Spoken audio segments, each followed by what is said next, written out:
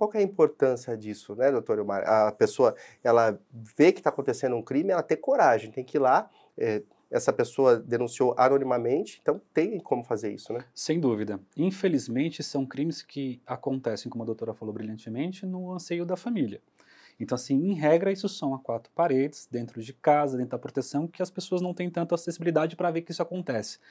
Mas o que a gente tem notado, Victor, é que esses seres, e aí vou chamá-los dessa forma, né, porque eu não vou categorizar como seres humanos e com essa perversidade toda, mas esse ser que faz isso com uma criança, às vezes ele tem tanto prazer nessa sensação e nessa situação que ele vai guardar essas imagens, que ele vai expor isso de alguma forma.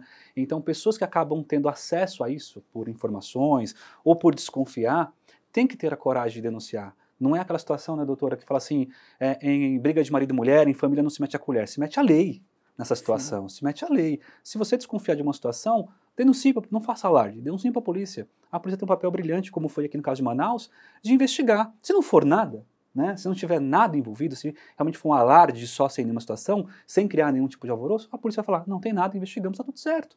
Então assim, você viu alguma situação, você viu algum comportamento, você está sentindo a sensação que tem algo errado, 180.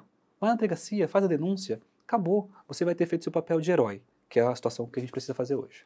Não, e além do dever moral da pessoa de fazer isso, né, eu acredito que se ela não denunciar também, ela também está agindo de forma errada, está sendo cúmplice ali de alguma Depende maneira. da situação até criminosa, né? Porque talvez ela tenha conhecimento do que está acontecendo e quando ela se opõe a fazer o dever legal, ela começa a responder criminalmente por isso.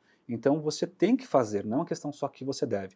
Nós temos hoje no Código de Processo Penal, no Código Penal, a necessidade de você intervir numa situação flagrancial. Só que se você for policial, se você for um cidadão comum, você tem o direito de, mas a denúncia não. A denúncia você tem o dever de.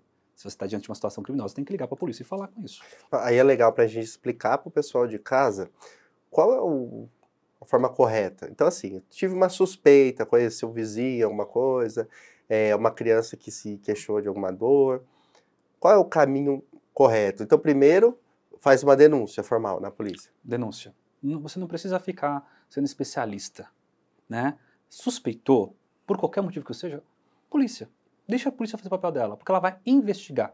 A polícia não vai chegar lá bagaçando, como as pessoas acham, batendo, não sei o quê. Não, ela vai investigar, ela vai ouvir sua informação, ela vai sondar. Às vezes um policial vai fazer uma campana na porta para entender, vai olhar, vai na escola primeiro, vai Sim. conversar com a professora.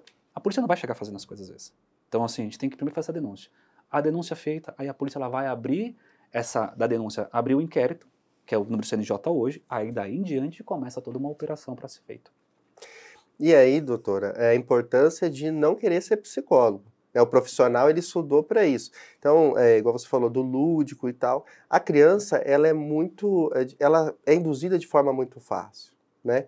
Então, tem que tomar muito cuidado também com o que você fala para a criança e você ter uma resposta ali de pronto que você acredita que possa ser algum indício de um abuso e, na verdade, não é, né? Sim, lidar com criança você sempre tem que ter muito cuidado. Então, mesmo naquela fase que a criança está descobrindo o mundo, que ela começa a perguntar um monte de coisa, você tem que responder aquela curiosidade numa linguagem fácil, acessível, com as informações que ela é capaz de compreender naquela fase, naquele momento. Porque também, às vezes, acontece que às vezes você pode trazer informação a mais para ela, e aí ela não sabe o que fazer com aquilo. Então, a criança pode perguntar, mamãe, é verdade que eu nasci da sua barriga? É, filho, é verdade que você nasceu da minha barriga. Eu não preciso dizer que mamãe e o papai namoraram e aí eu estava no meu dia fértil e aí eu engravidei e aí você nasceu. É informação inadequada para aquela pergunta. Você acaba levando mais informações e acaba confundindo a criança. Então, isso também acontece num caso quando você vai tentar investigar se teve algum abuso, se teve alguma violência, se a criança passou por algum momento difícil. E o cuidado que às vezes a criança vai querer agradar aquela pessoa. Então, às vezes ela pode entender que minha mãe quer ouvir que sim, e aí eu digo sim para confirmar porque é isso que ela quer ouvir.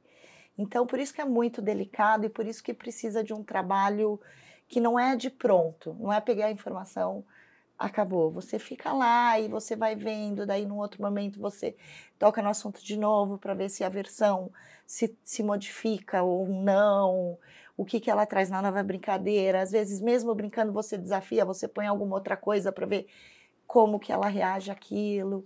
Então, é sempre muito cuidado com criança. Esse caso, ele é muito cruel, porque a gente está falando de 3 crianças, e aí uma às vezes também tentava proteger a outra. Se acontecer há 2 anos, são 7, 9, 10, né? Então 5 anos, 7, né? 8. São crianças que eu fico pensando, eu acho que se não fosse essa denúncia, isso poderia ocorrer até a fase adulta, porque existem esses casos, né, doutor? Muitos, muitos. Infelizmente, nós temos, no decorrer da vida jurídica, pessoas que conseguem identificar que foram abusadas, Vitor, adultas. Ela fala, mas aquilo aconteceu comigo. E elas vão tornando aquilo natural de um jeito, porque não há denúncia, a criança, como a doutora falou, não vai ter um raciocínio lógico do que aquilo que acontece com ela realmente é um crime, um abuso em si, e aquilo vai sendo transformado.